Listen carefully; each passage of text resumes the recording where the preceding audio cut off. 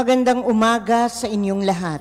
Malugod na pagtanggap sa St. Joseph Parish gagalangin sa ika-6 ng umagang banal na misa sa pagdiriwang ng liturhiya ngayong Martes, ika-31 linggo sa karaniwang panahon at paggunita kay San Carlos Borromeo, Obispo.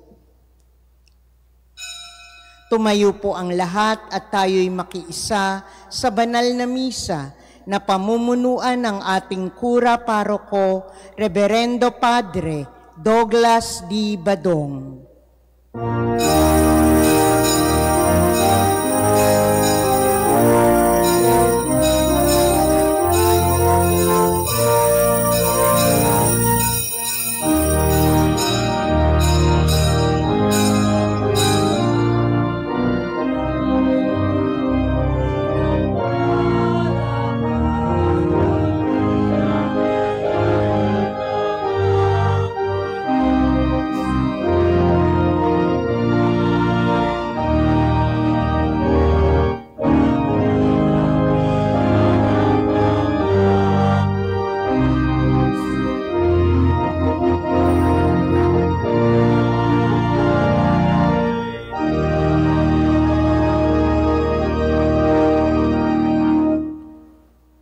Sa ngalan ng Ama at ng Anak at ng Espiritu Santo. Amen.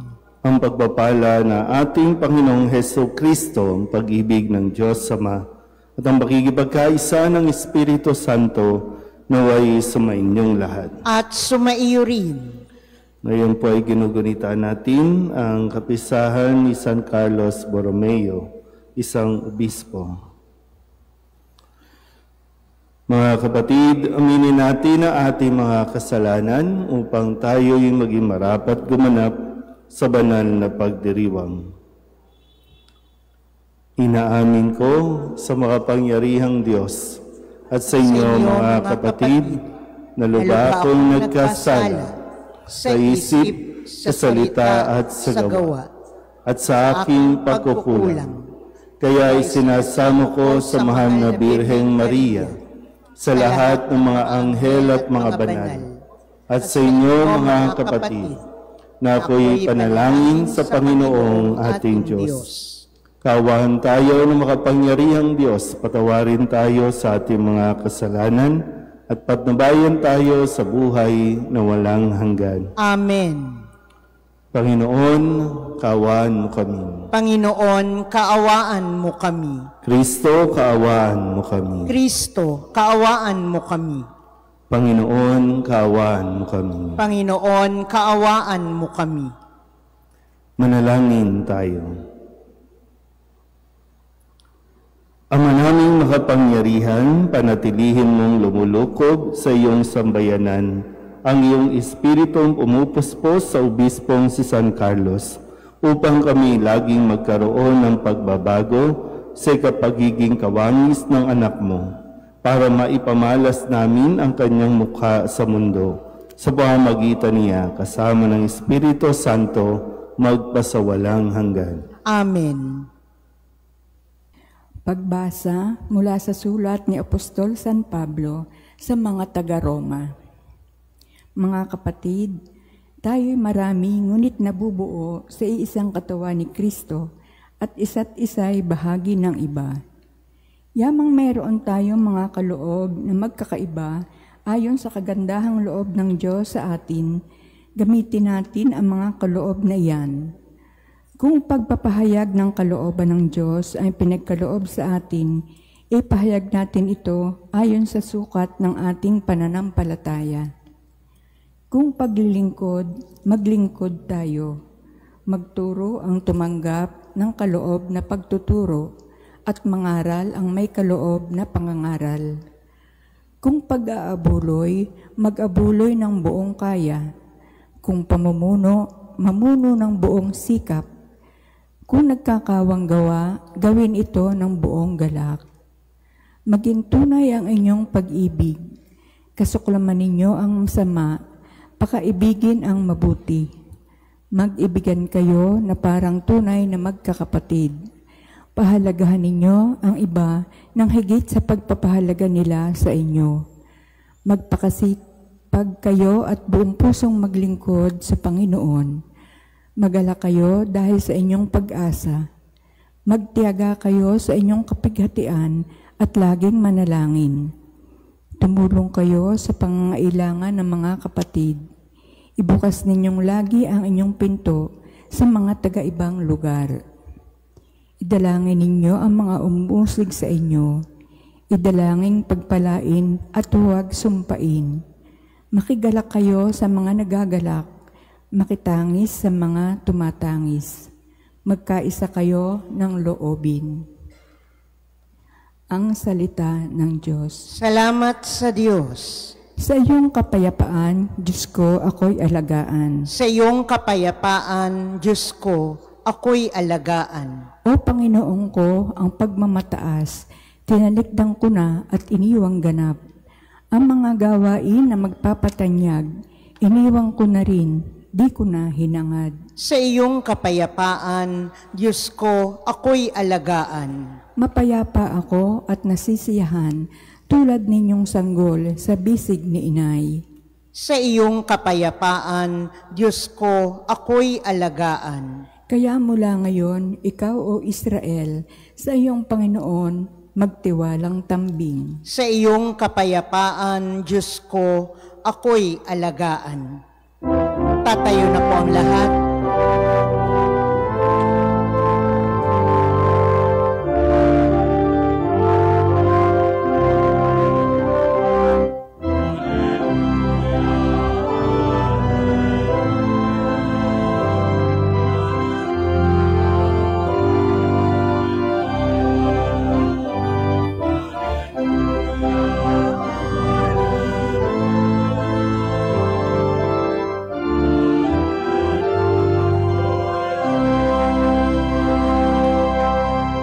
Kayong mabigat ang pasan ay kay Jesus maglapitan upang kayo'y masiyahan.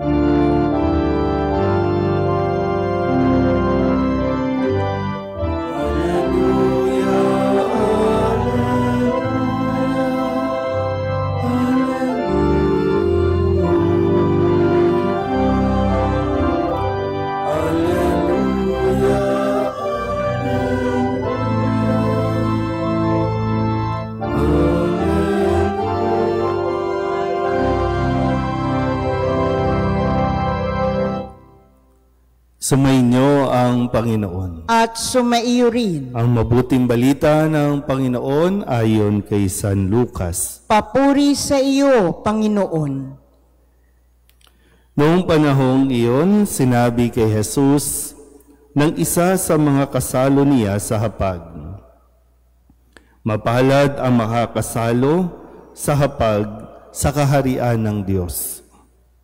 Sumagot si Jesus, "May isang lalaking naghanda ng isang malaking piging at marami siyang inanyayahan.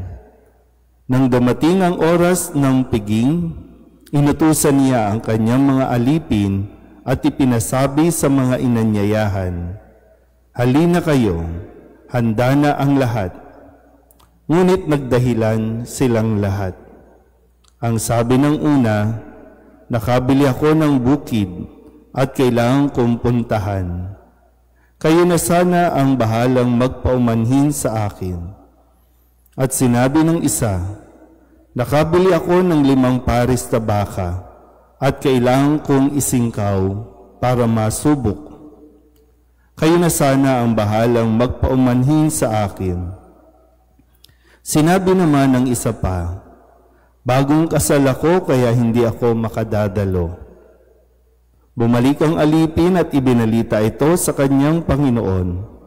Nagalit ito at sinabi sa alipin, 'Lumabas kang madali sa mga lansangan at makikipot na daan ng lungsod, at isama mo rito ang mga pulubi, mga pingkaw, mga bulag, at mga pilay.'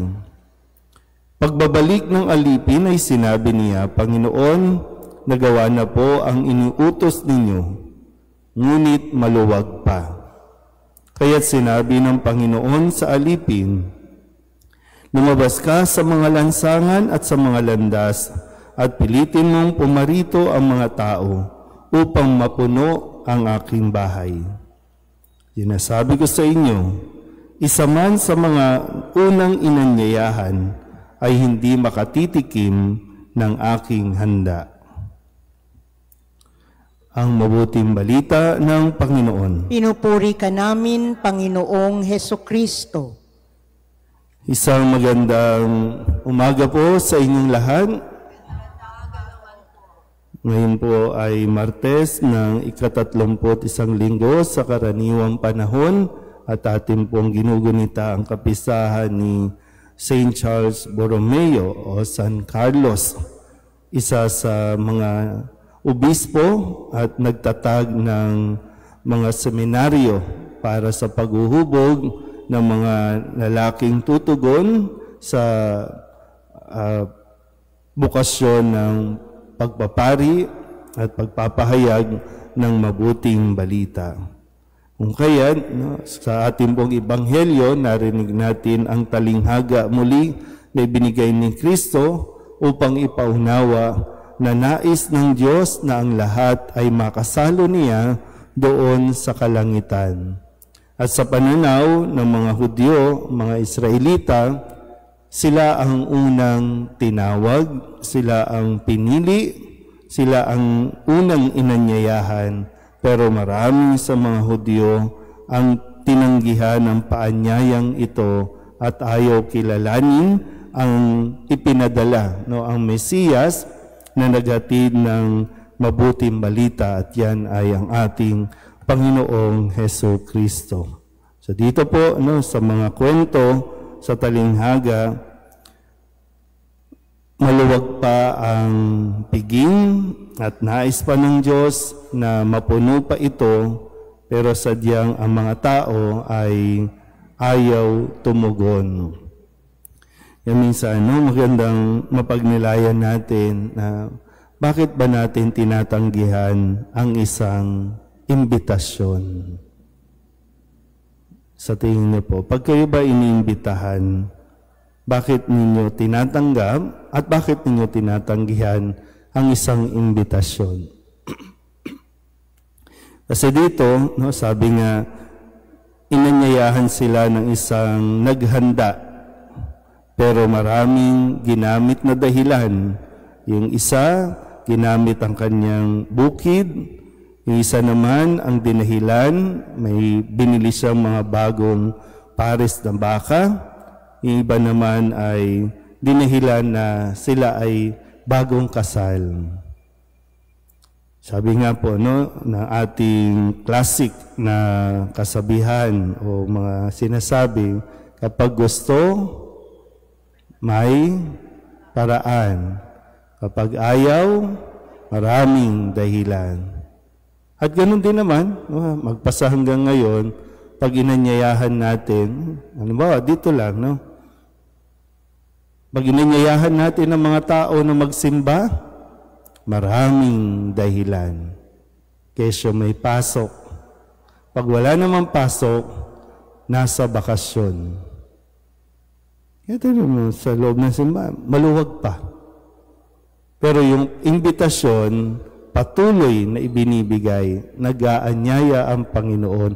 Araw-araw inaanyayahan tayo ng Panginoong makisalo sa Kanya. So, ikaw lang nga kung ano ang dahilan ng iba. Pero tayo din mismo, di ba, nararanasan natin. Kapag mahalaga sa atin at alam nating importante ang isang taong nag-imbita sa atin, kahit may schedule tayo, kaya natin gawa ng paraan. Kaya nga natin i-cancel ang ibang schedule para lamang makapunta tayo doon. Ganun kasi kahalaga para sa atin ang isang event o isang imbitasyon. Pero kung parang wala lang, hindi pwede, hindi masyado importante, yun ang ating pong ginagamit na dahilan. Kaya, pero sana po, ito ay talinghaga para ipaliwanag ang kaharian ng Diyos. At ang paanyaya ni Kristo, dahil siya ay sumusunod lamang din sa utos ng kanyang ama, anyayahan ang lahat.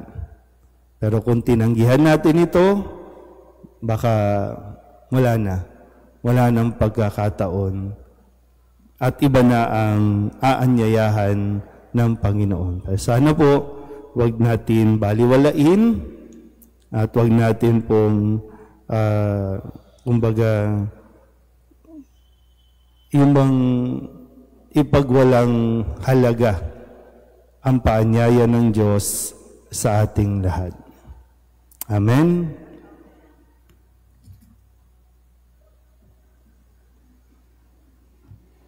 Magsitayo po ang lahat.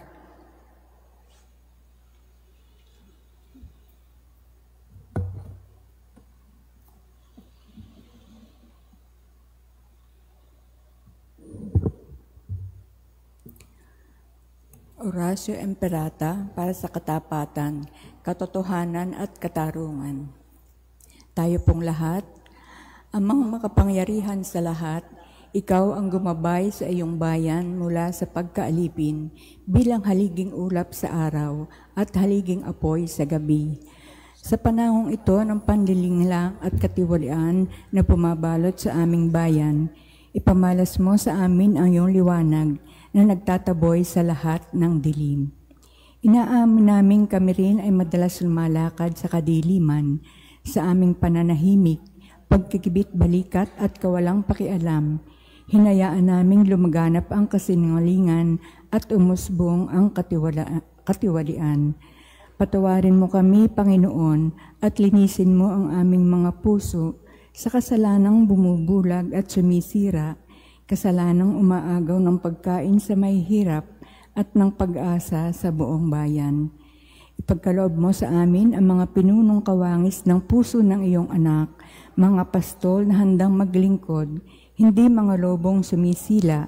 Sa kapangyarihan ng iyong banal na Espiritu, bigyan mo kami ng lakas ng loob na itakwil ang kasinungalingan, ibunyag ang pandaraya, igiit ang katarungan, at ipagtanggol ang katotohanan sa lahat ng aming gawain, pampubliko man o pansarili, upang ang katapatan ay dumaloy sa aming lupain tulad ng ilog at ang katwiran ay rumagasa na parang malakas na agos.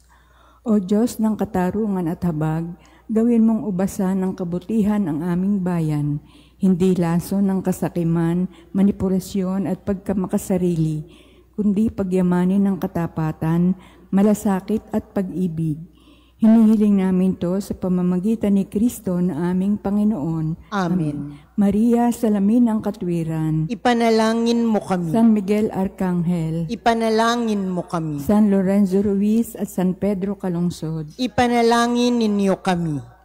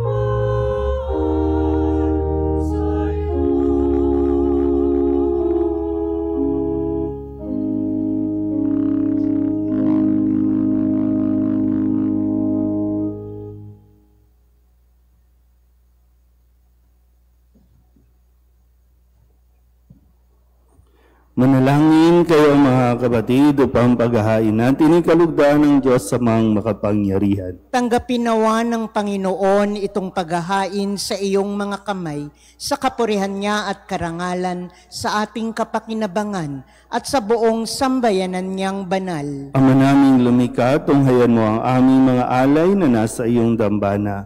Ngayong si San Carlos ay aming ginugunita.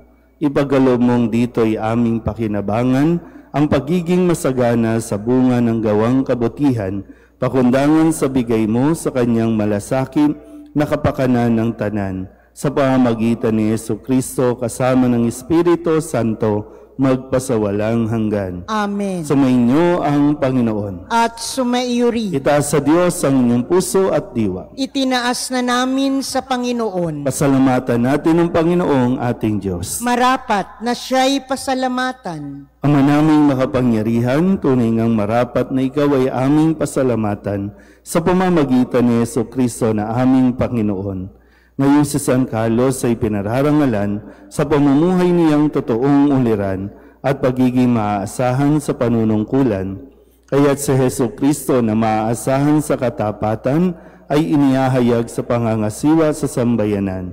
Ang malasakit ng mga ulirang tagapangasiwa noon ay nagpapatuloy magpahanggang ngayon sa mga panalangin kanilang iniuukol kaysa ng sambayanan mong dito'y nagtitipon. Kaya kaysa ng mga anghel na nagsisiawit ng papuri sa iyo na walang humpay sa kalangitan, kami nagbubunyi sa iyong kadakilaan.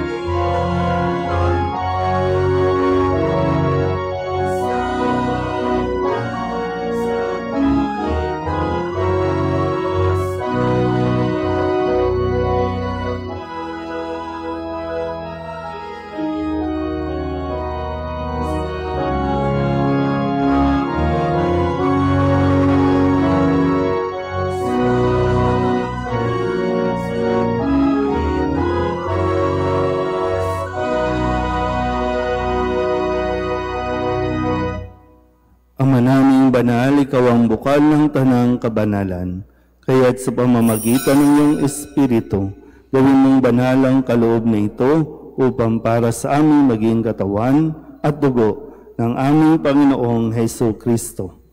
Bago niya pinagtiis ang kusang loob na maging handog, hinawakan niyang tinapay, pinasalamatan kaniya, pinaghati-hati niya iyon, iniabot sa kanyang mga alagad at sinabi, tanggapin ninyong lahat ito at kanin, ito ang aking katawan na ihahandog para sa inyo.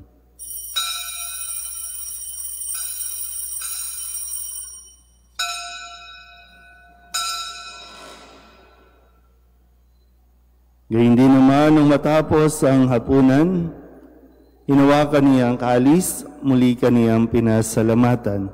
Iniabot niya ang kalis sa kanyang mga alagad at sinabi, tanggapin ninyong lahat ito at inumin. Ito ang kalis ng aking dugo, ng bago at walang hanggang tipan. Ang aking dugo na ibubuhos para sa inyo at para sa lahat sa kapagpapatawad ng mga kasalanan. Gawin ninyo ito sa pag-alaala sa akin.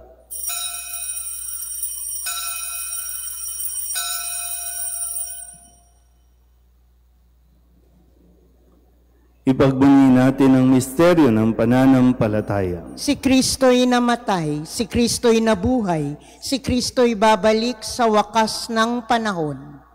Ang mga ginagawa namin ngayon ang pag-alaala sa pagkamatay at muling pagkabuhay ng iyong anak.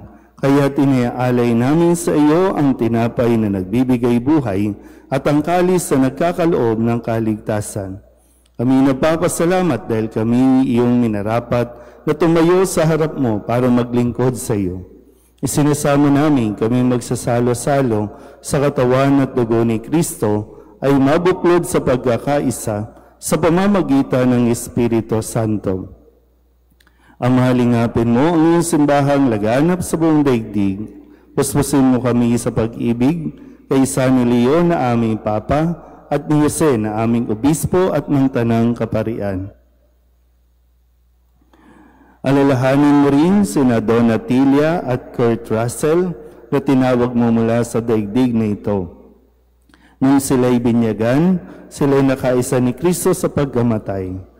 Ngayon sila'y pumanaw, naway makaisa sila ni Kristo sa pagkabuhay.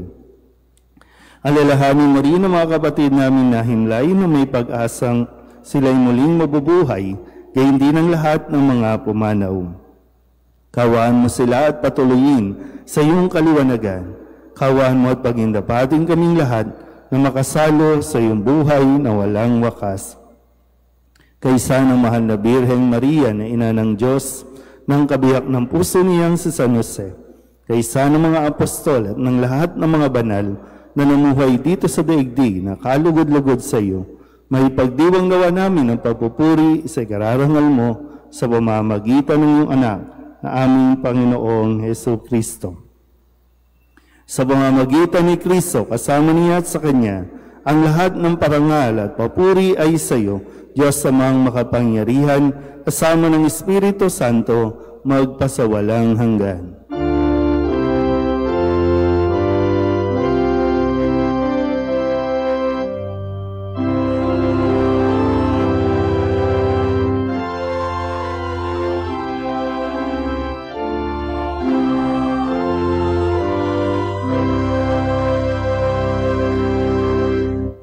Sa tagabili naman nakagagaling na utos at turo ni Jesus sa Panginoon natin at Diyos, ipahayag natin ng lakas loob.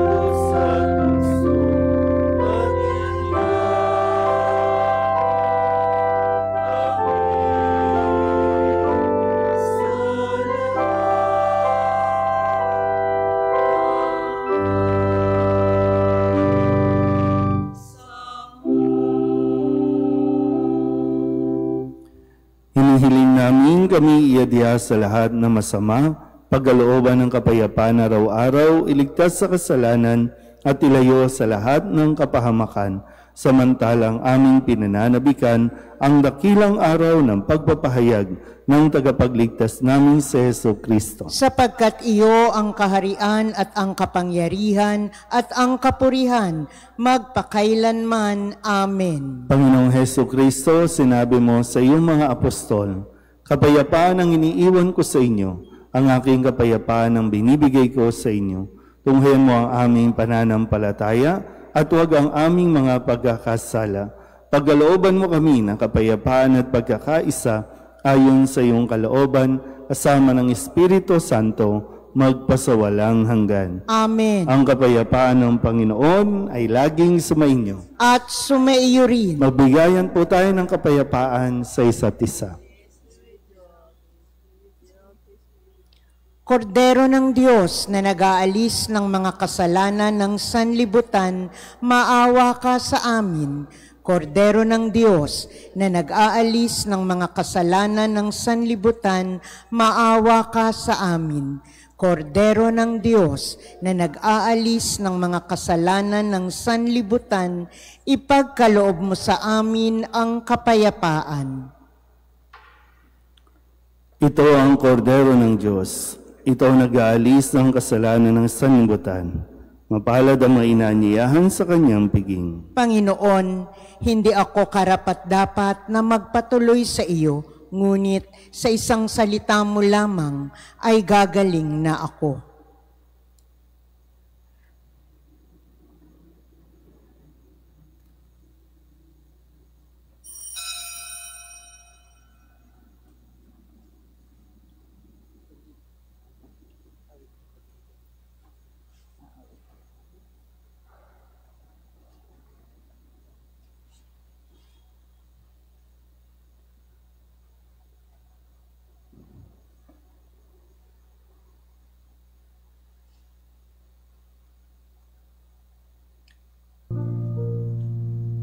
Luluhod po ang lahat para sa panalangin kay San Jose.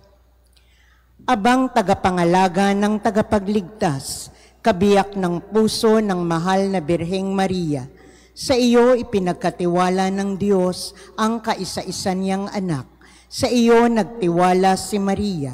Sa piling mo, si Kristo'y naging tao. Maging ama ka rin sa amin, pinagpalang Jose, at gabayan mo kami sa landas ng buhay. Ihingi mo kami ng biyaya, awa at tapang, at ipagtanggol kami sa lahat ng masama. Amen. Tatayo na po ang lahat. Manalangin tayo. Ama naming mapagmahal, ang pagtanggap namin sa banal na pakikinabang ay magdulot nawa sa amin ng tatag ng kalooban na siyang sanhi ng katapatan at kasipagan sa paglilingkod ni San Carlos ng may pagmamahal sa pamamagitan ni Jesucristo kasama ng Espiritu Santo magpasawalang hanggan. Amen. Mga kapatid, pagkukulan natin ang panalangin, ang mga yumao natin mga mahal sa buhay at ang lahat ng mga kaluluwa sa purgatorio. Mga anghel, mga banal, tanang nasa kalangitan, hali kayo at samahan ang mga giliw naming pumanaw sa piling ng poong mahal. Si Kristo mag-aakay sa kandungan ni Abraham upang doon ay humimlay. Ang mga giliw naming pumanaw sa piling ng poong mahal. Sa ilaw na walang hanggan, kapayapaan naway pagkamitin ng may kapal. Ang mga giliw naming pumanaw sa piling ng poong mahal. Ama naming mapagmahal, inahabilin namin sa iyo ang aming mga kapatid na pumanaw sa buhay na ito. Huwag mo po silang pabayaan at pamalagiin mo silang buhay sa iyong piling. Alang-alang sa iyong awa at pag-ibig, patawarin mo na sana ang kanilang mga pagkukulang at nagawang pagkakasala, dala ng kanilang kahinaan. Manatili nawa silang maligaya sa iyong piling, kasama ng iyong anak at ng Espiritu Santo, magpasawalang hanggan. Amen. Kapayapaan kailanman ang igawad ng may kapal sa mga yumaong ating mahal. Sila nawa ay silayan ng ilaw na walang hanggan. Sumainyo ang Panginoon. At sumaiyo rin. At pagpalain kayo ng makapangyarihang Diyos, Ama at Anak, Espiritu Santo. Amen. Tapos na ang banal na misa, humayo tayo sa kapayapaan ni Kristo. Salamat sa Diyos. Magandang umaga po.